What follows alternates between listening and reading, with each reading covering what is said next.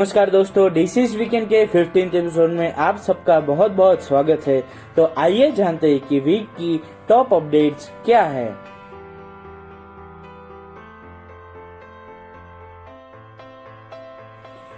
तो यहाँ पे पहली अपडेट निकल के ये आती है कि हमारी इंडियन गवर्नमेंट ने एक बहुत ही बड़ी घोषणा कर दी है कि 16 जनवरी 2021 से हमारे इंडिया में कोरोना वायरस की जो वैक्सीन है उसकी ड्राई रन स्टार्ट हो जाएगी। ये हमारे पीएम ने खुद आकर बताया है और इसके लिए एक बहुत ही बड़ी एक घोषणा की गई है कि हमारी इंडियन गवर्नमेंट है वो एक एप्लीकेशन लॉन्च करेगी, कोविन ऐप।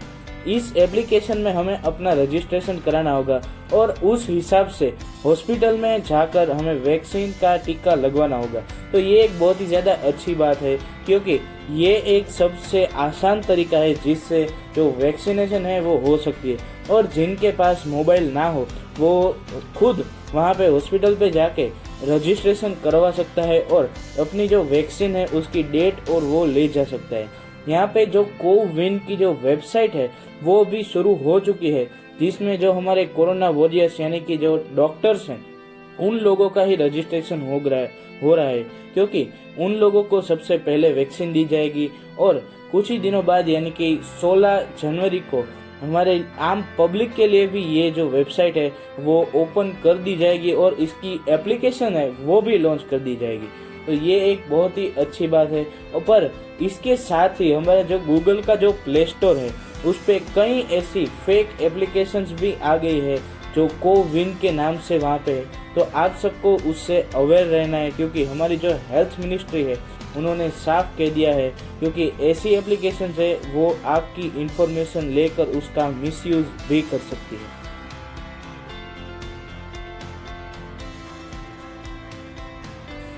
तो दोस्तों यहाँ पे अगली अपडेट निकल के ये आती है कि फ्रांस ने इंडिया को एक बहुत ही बड़ी ऑफर दी है जिसमें उन्होंने ये कहा है कि जो इंडिया के जो फ्रांस से मंगाए जाने वाले पैंथर मीडियम यूटिलिटी हेलीकॉप्टर्स हैं उनका 100% जो मैन्युफैक्चरिंग है वो फ्रांस अपने देश से इंडिया में ट्रांसफर करना चाहता है।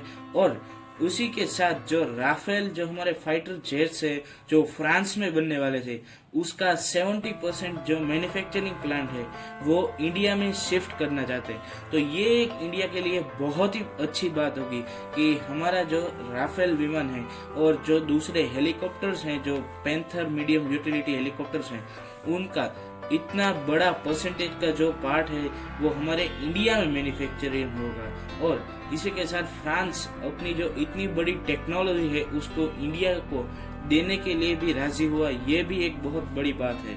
तो अभी हम कह सकते हैं कि हमारा जो राफेल है वो हमारा भारत में ही बना है और भारत के लिए ही बना है।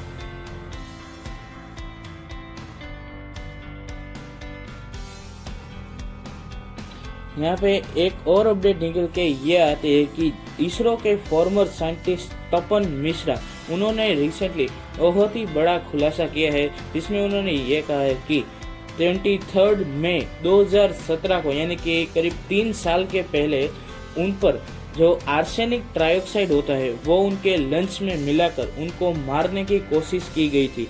तो ये एक बहुत ही बड़ा खुलासा है क्योंकि यो जो इसरो के साइंटिस्ट है तपन मिश्रा उन्होंने जो हमारी भारत की रिमोट सेंसिंग सैटेलाइट है RISAT उसको बनाने में बहुत ही ज्यादा महत्वपूर्ण जो अपना योगदान है वो निभाया था।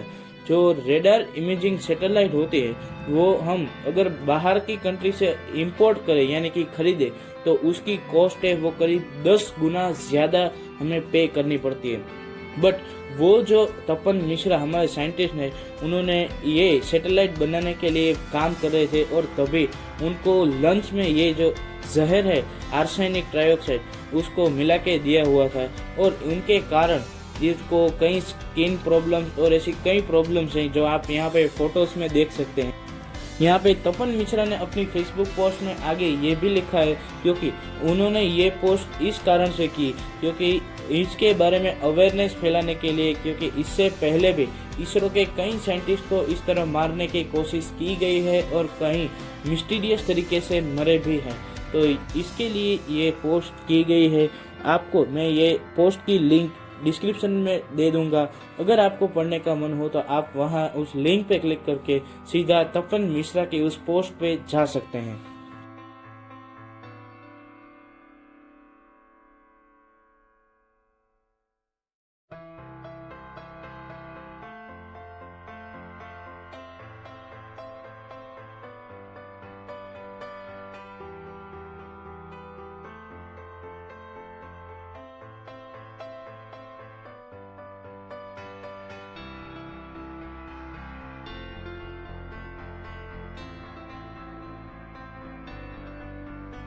यहाँ पे अगली अपडेट निकल के ये आती है कि डोनाल्ड ट्रंप के सपोर्ट में उनके सपोर्टर्स ने जो यूएस में प्रोटेस्ट किए और वहाँ की जो तोड़फोड़ की थी, आप यहाँ पे इस स्क्रीन पर देख सकते हैं, वहाँ उन पे डोनाल्ड ट्रंप के एक के बाद एक ट्वीट्स और ऐसी भड़काऊ जो स्टेटमेंट है वो आती ही रहती है। इसलिए फेसबुक, ट्विटर और इंस्टाग्राम ने मिलकर डोनाल्ड ट्रंप के जो तीनों अकाउंट है उसको बैन कर दिया है, क्योंकि वो जो ऐसी भड़काऊ स्टेटमेंट देकर वहाँ की जो पब्लिक है उसको भड़का रहे थे। तो यहाँ पे ये एक देखने वाली बात होगी कि डोनाल्ड ट्रंप अपने आखिरी समय में, यानी कि प्रेसिडेंट के तौर पर आखिरी समय में, अपने जो अंध भक्त है उनको पोस्ट करके भड़का भी नहीं सकेंगे और प्रोटेस्ट करने के लिए कोई ट्वीट भी नहीं कर सकेंगे।